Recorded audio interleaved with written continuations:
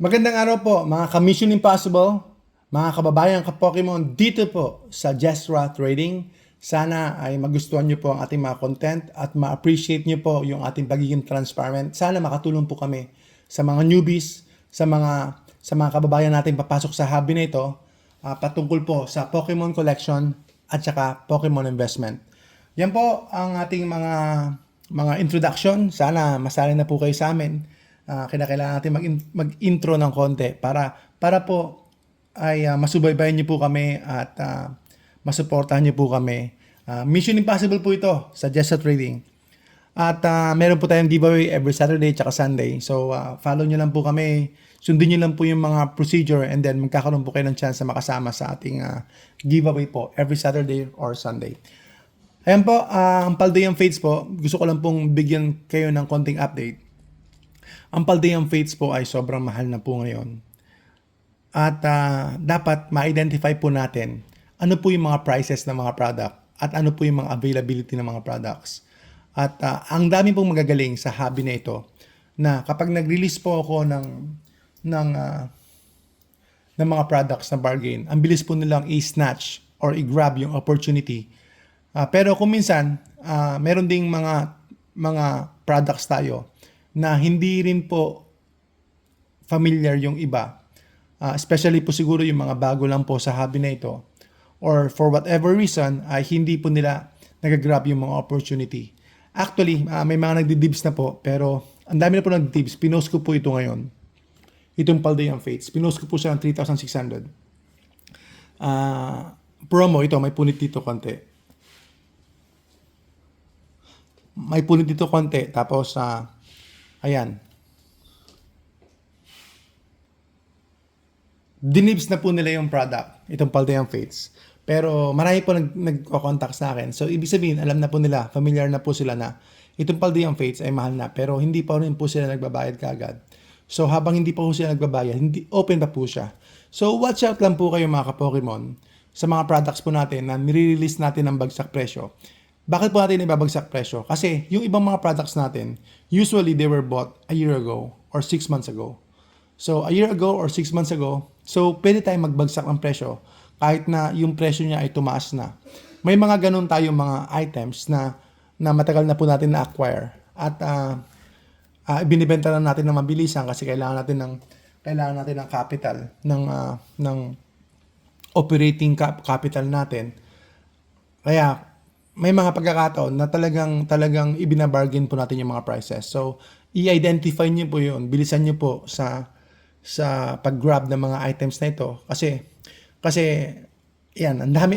Actually, ang dami na po nag-grab sa akin. Ang dami po nakuha sa akin na talagang hindi ko binibenta pero napilit po kong ibenta.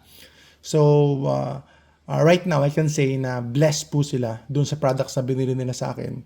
Kasi tumaas na po yung products at yun po ay within a month pa lang or within 2 months pa lang.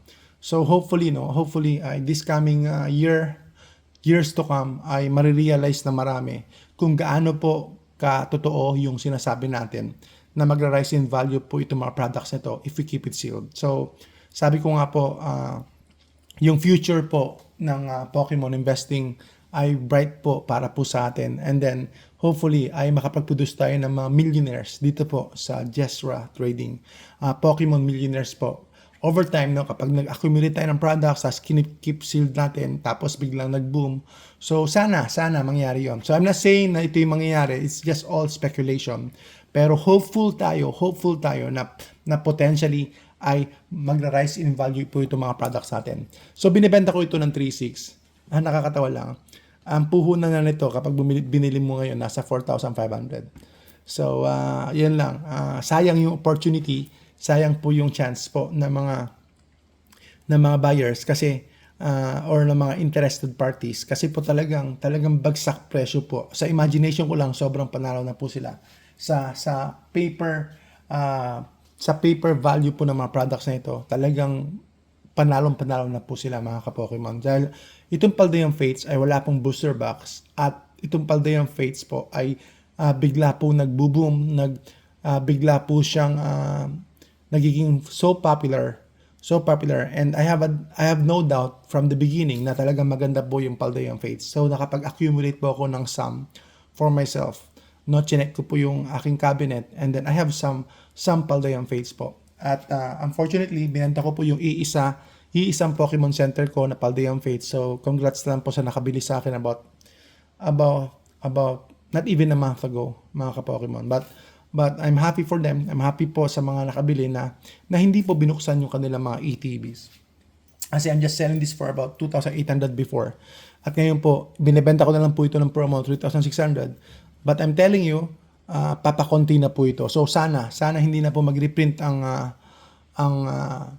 Pokemon Company ng bagong Paldean Fates, because sandwich po sila ng mga in-between popular sets, tulad po ng Surging Sparks, tulad po ng Prismatic Evolution, at saka yung tinatawag nilang Rocket set.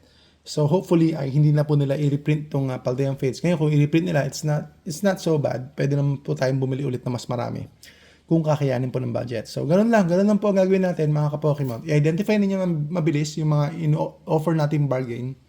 Kasi rare lang po yan, bihira lang po yan. Hindi naman masama kung keep sealed mo naman ito. Sa akin hindi siya masama for keep sealed, kasi maliit lang yung rip, tapos importante, original siya, importante bago siya, importante hindi siya tampered. So hindi naman obvious hindi naman masama yung box. Ito pa ang hindi ko i-keep sealed. Pero kung wala akong choice, keep sealed po siya. Ito po ang medyo hindi keep sealed kasi bugbog masyado yung box dito. Pero hindi po naapektuhan yung packs niyan. Safe na safe po yan. So, this is probably good for opening. Pero kung halimbawa, libo-libo naman po itong Stellar Crown, sobrang mahal na po ito, tumaas na ang value, okay na rin siya. Okay na rin po siya kaysa wala. So, pero syempre, pipiliin ko pa yung ito na keep sealed kaysa ganito. Sobrang naman na yan. Sobrang bugbog. Pero overtime nga po, mga ka-Pokemon, kapag pinlastic nyo na yan, hindi na masyadong magiging obvious. At kung talagang rare na yung item, then there's still enough value. Pero syempre, generally speaking, as a collector, gusto talaga natin yung mint, no? Especially in the US, sobrang mint talaga ang gusto nila, yung bagong-bago po talaga, almost perfect po yung condition. So it affects the value over time.